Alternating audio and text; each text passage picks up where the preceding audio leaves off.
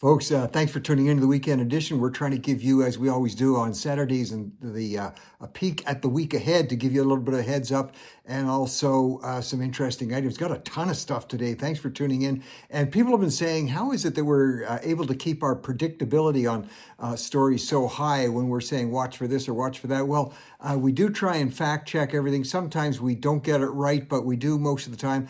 And I go a lot on the tips and the inside advice I get from many of you and some of those people that have worked in many of these sectors nationally and internationally around the world. Let's jump right into it. Watch for the week ahead. Of course, the worldwide tension that's being focused on Iran, and as they are now clearly they have placed mines in the Strait of Hormuz. There's some speculation that the technology that the U.S. is using to clear these isn't the latest and the state of art as maybe they would like to be, but watch for that activity. And it's a game of chicken, really, that is being played here. The game of chicken is the Iranian regime has been quite openly saying they're watching. They think that the U.S. and Trump is going to cave and back off because the midterm elections are coming up in the U.S. And Trump is saying, no, he's in it for the long haul. And he is counting on the fact that, in fact, in Iran, the regime there, because their Navy's gone, their Air Force is gone, so much of their ballistics are gone, the nuclear program is at least set back a number of years. He says that they're actually starving, because they're not getting the money from oil, they're not getting the money from Strait of Hormuz. So this game of chicken is going along. Who's going to collapse first? Is it going to be Trump's will, or is it going to be actually the people rising up because they're not even going to be able in Iran to get the basic food and maybe even water that they want? So watch for that in the week ahead. There's a fact. I mean, the fact is, when you look at history, democracies, democratic countries hate war at the best of times. Sometimes that understandable hatred for war, which is a healthy thing, goes too far, and the bad guys can get too far advanced and too far down the road in terms of their international schemes, and then it gets really nasty. And of course, we look at the 1930s and how nations waited way too long, everybody agrees, for Hitler to amass so much strength and so much military power that the devastation then to stop him was huge. So this is history kind of repeating itself. Let's see where it goes. Let's see in this battle in the week ahead.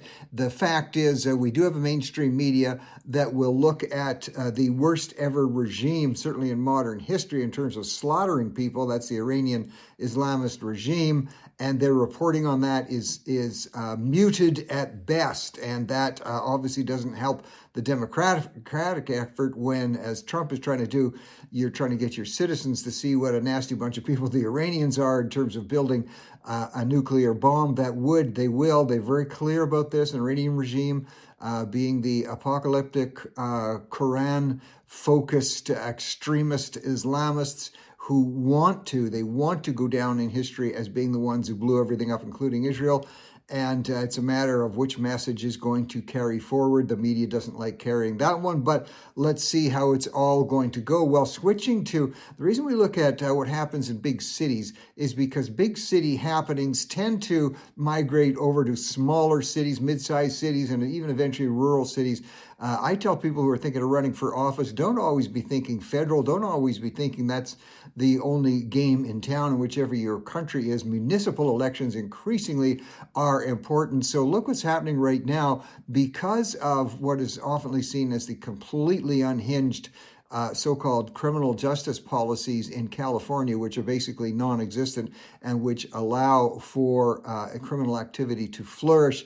There's an uprising now in the city of Los Angeles because it's come to the place where you've got roaming bands of thieves, especially going through well-to-do neighborhoods and breaking in and stealing and doing what they want. This is accompanied, of course, by so many leading people on the left, commentators and others who say and seem to suggest it's okay to steal from people as long as they're wealthy. Anyway, you've got these cities that were once very supportive of far left Democrat policies, now starting to push back, wanting a little more control over the crime situation. So flip that to, a city that I'm familiar with in Kelowna, British Columbia, a much smaller city, but same type of things. You have thieves who feel free to roam around, break into cars, go through the neighborhoods, and there's very little consequence.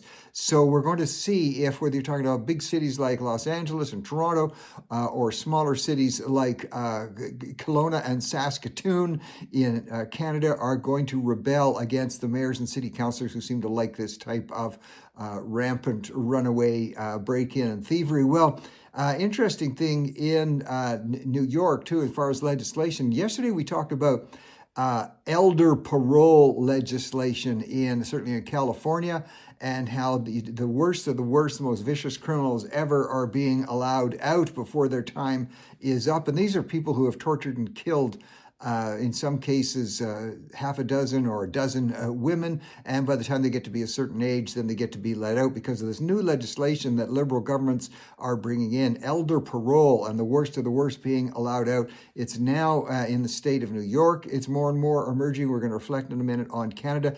Anytime you have so-called, what they're doing is they're saying we should show more respect for people who've been this many years in jail. And I say, well, anytime you show respect for a killer, you show disrespect for the people and the families that he killed.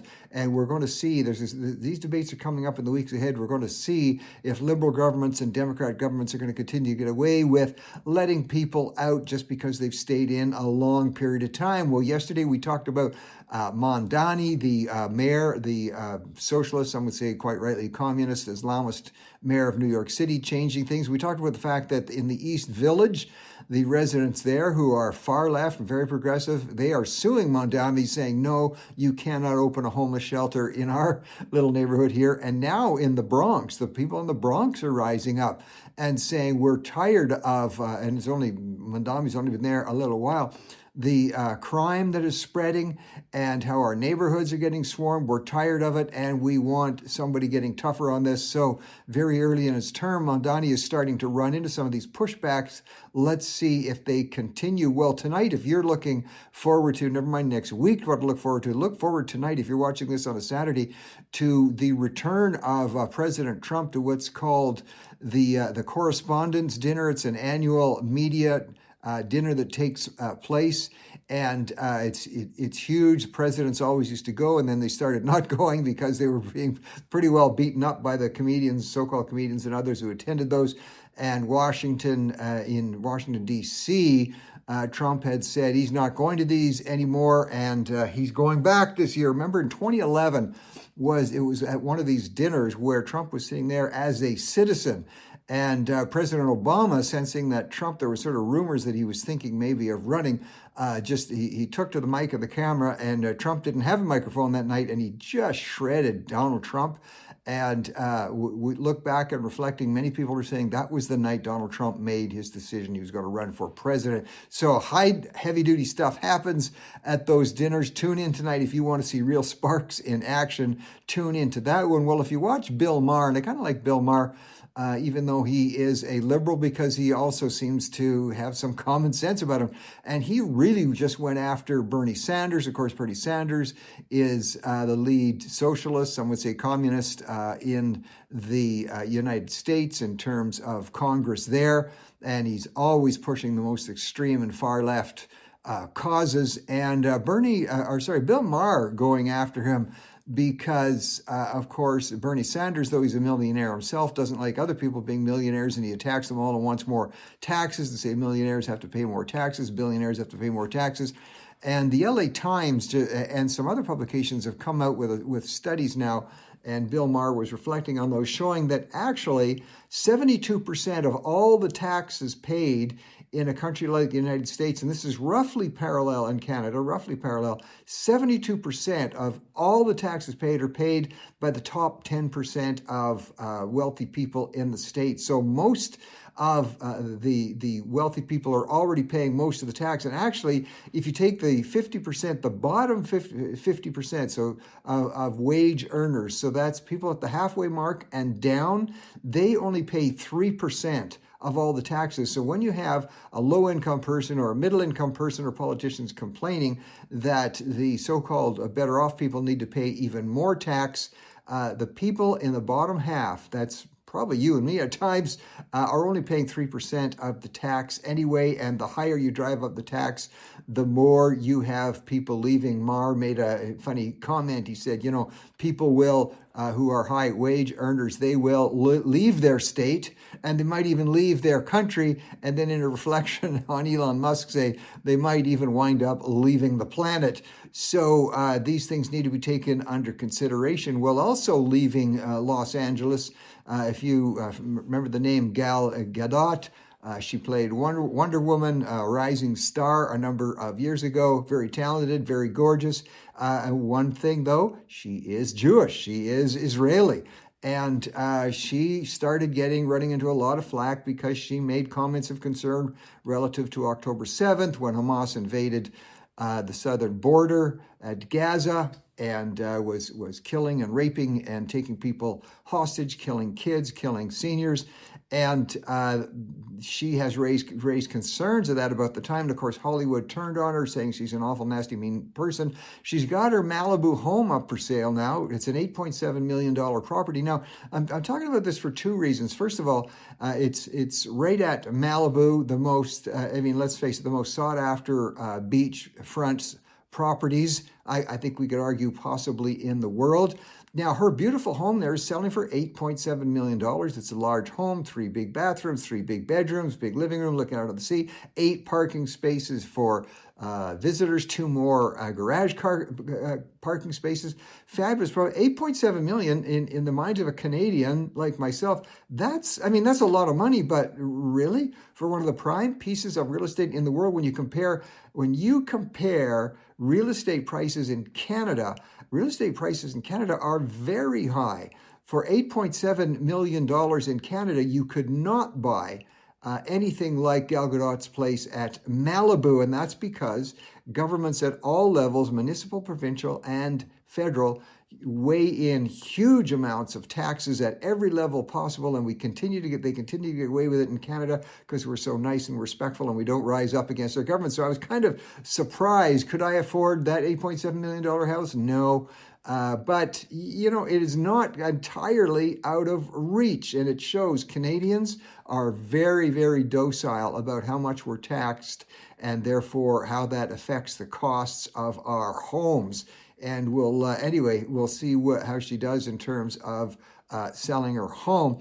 Well, some interesting commentary coming out of Hollywood related, I guess you could say. We all know the famous singer, nor the famous singer Prince, and of course his tragic death a number of years ago, and we all feel badly about when somebody dies, especially if it's tragic and sudden like his was.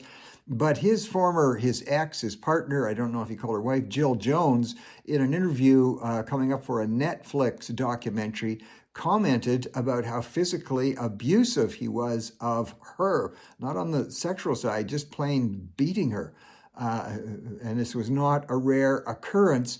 And yet it seems when Hollywood hears about this, they say, yeah, it's not good, but they don't really react as negatively towards one of their own. This is also seen with Michael Jackson, with a new not a series, but new show coming out related to him in his younger years.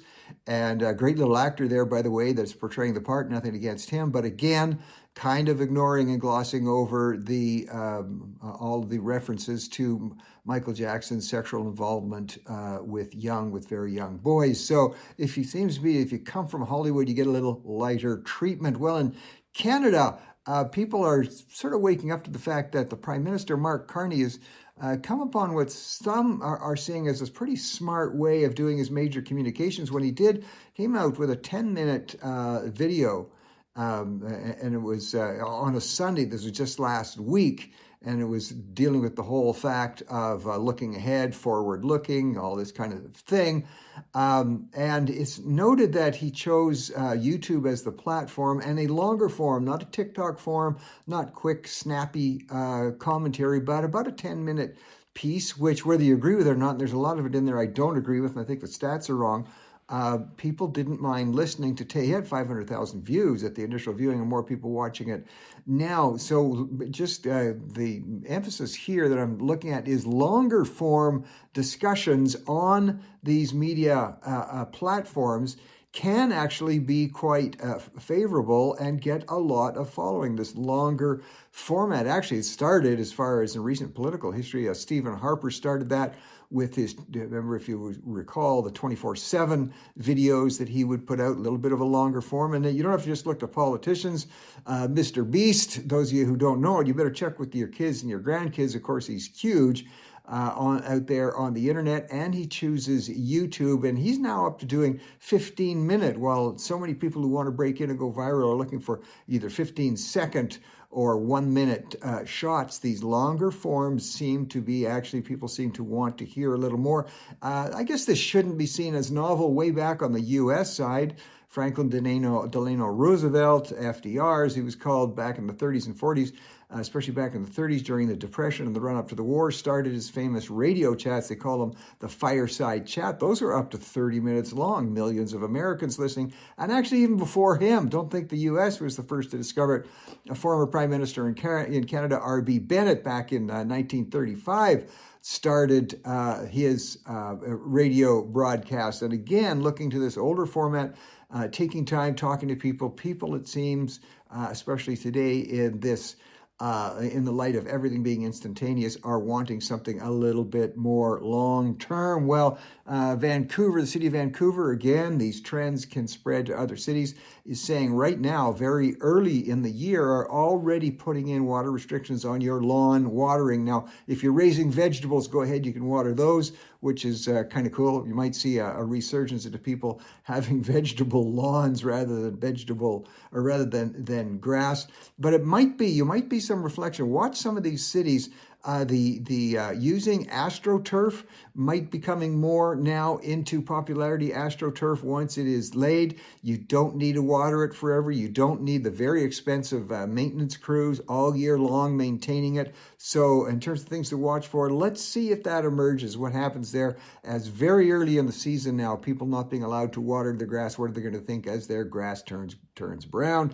The name Jaskirat Singh Sidhu right now might not mean a lot of you, but it will when I say the Humboldt Broncos disaster. The Humboldt Broncos hockey team back in April of 2018, where 16 young hockey players were killed when their bus struck a semi-truck, and the driver of that truck was Mr. Singh Sadhu, found guilty of dangerous driving, even pled guilty to 16 charges and others. But the deaths of these young boys, it certainly shook the nation then. It still does now.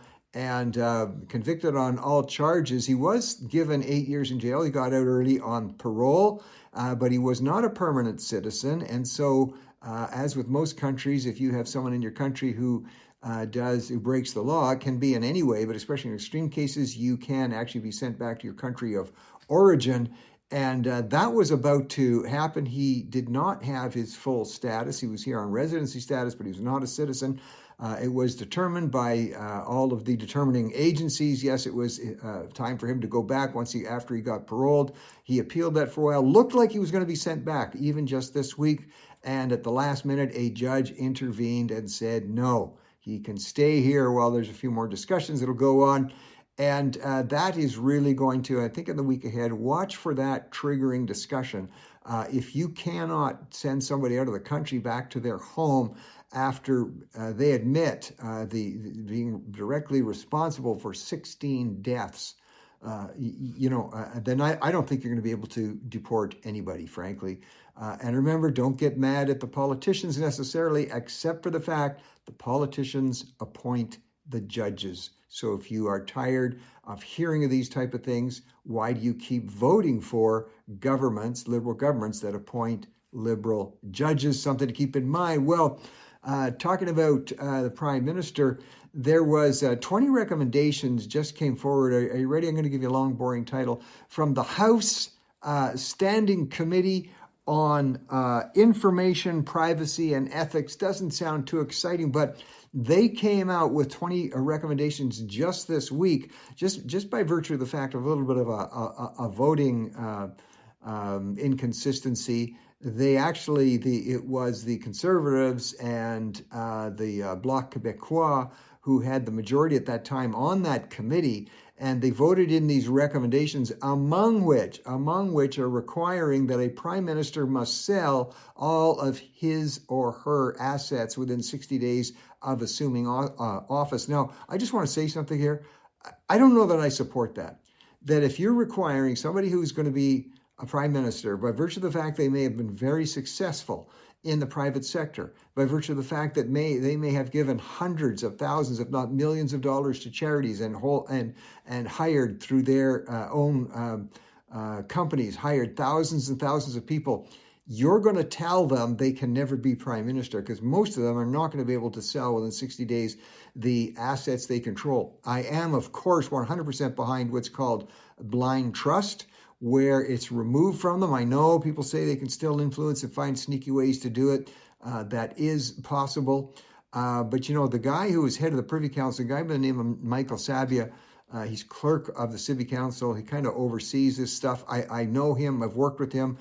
He's a trustworthy guy, and he is for most of these recommendations. But I have to say, I have a concern. There's got to be a way that somebody who has proven themselves to be very successful in business should not be discriminated against by saying he's got to sell everything he has control over. So let's see, watch in the week ahead, because that's coming up to a vote. It also says that anybody in that position has to divest of any so-called tax havens. Tax havens are legal places where people can move their business to another country or another area which has a lower tax regime.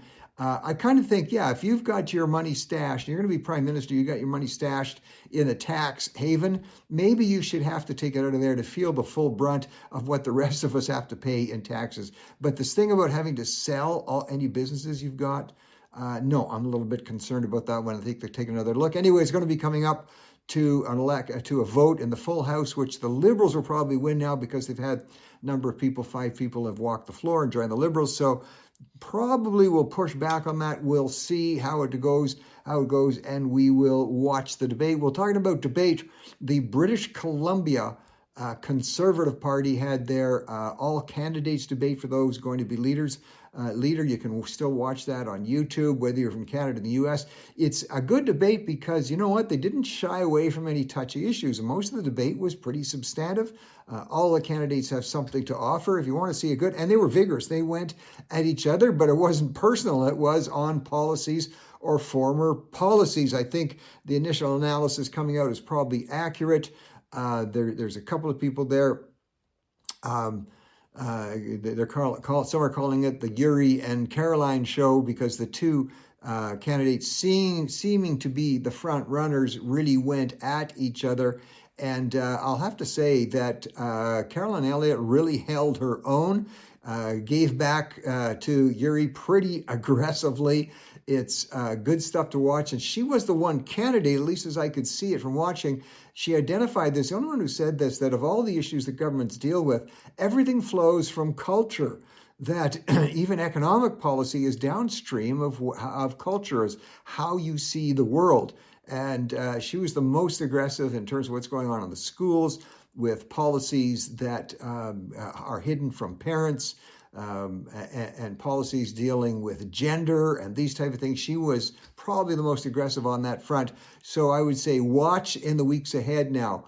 And I would say if you want to predict who's going to win, well, the pundits are right now saying, and you never know if this is true, that Yuri and Caroline are probably the two leading candidates here. So I would say look at each of them, ask yourself which of those two has the best chance, best ability, taking everything into consideration of attracting the undecided voters in the provincial election. That's what they've got to look to now. They both are going to have strong support in small C conservative thinkers. which one is going to be most appealing to be able to win the election. Well, talking about attraction, Sydney Sweeney, never far from a camera or the news. And as you remember, she got into big trouble, which turned into a big success for her when she was advertising those jeans for American Eagle. And she said, it's all in the jeans. Nobody will dispute her cosmetic value. And of course, the entire left world completely went nuts on her, saying she was reflecting on genetics and white versus black. That shocked her and shocked everybody else. She was accused of that. And she pushed back. She didn't cave in and do the usual run of apologies. American Eagle, of course, has come back. Well, now her lingerie line and the people that she's working with, they've come roaring back because, we've been talking about, we made a couple of comments on the Coachella music festival that goes on in California. The one that follows that's on right now, as a matter of fact, it's called Stagecoach, and that's in Indio, California. Because people will always say, well, Sydney Sweeney, yeah, she's gorgeous, so of course the guys are going to like her. She was mobbed by the women at that particular festival.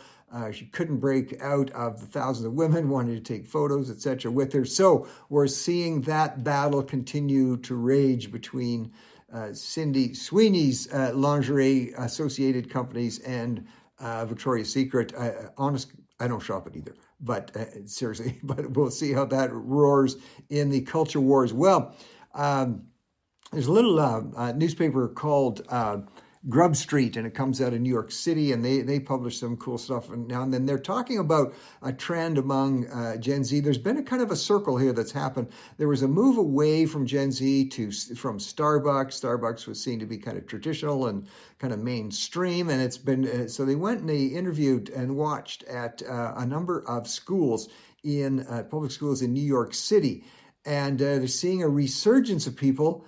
Young people from the schools going over to Starbucks, but they're not coming out just with the usual drinks. They're coming out like drinks like strawberry and acacia berry drinks, different types of protein drinks, however, with caffeine in them. So they're back to the caffeine. They need that little shot. And it seems like Starbucks may be becoming cool again among Gen Zs. One of the interviews, and you can't take anything just from one interviewer, but it could be a trend, said people look up to those who have Starbucks cups. Really? Anyway, if that's the perception can become reality. So get those fruit protein drinks at Starbucks is what they're saying, but make sure they're laced with caffeine. Interesting shift there. Well, 2025 was a breakout year. We're going to watch this continuing. This is not just the week ahead, but in the weeks ahead was a breakout year for the so-called faith-based films, faith-based series. And the people are watching closely to see if that is going to continue. The quality of those films, of course, is rated as high as anything coming out of Ottawa. And so the signs to look for, they're going to be the so-called A-list actors signing on to those movies. And I say so-called. You can think what you want about George Clooney. I've got different feelings about that. But the Brad Pitts of the world, those would be the so-called A-list. Are they going to be moving more and more to these faith-based, to working for faith-based? And what about the Oscars? Not that we should be relying on the Oscars. Remember, the Oscars is built on the Academy Awards. The Academy itself is almost 6,000 people, and they get sent these movies. They are asked to watch these various movies, and then they do the voting. And those people are largely mainstream media, culturally Marxist individuals, so they're going to always be leaning to the left and not very approving of so-called faith-based items. But it seems like the thirst for reality and for faith-based entertainment, and even for productions not afraid to use the words of Jesus Christ to reflect on the Bible. That's what's to watch for, not just in the week ahead, but in the year ahead. Folks, thanks for tuning in. Have a great weekend. See you on Monday.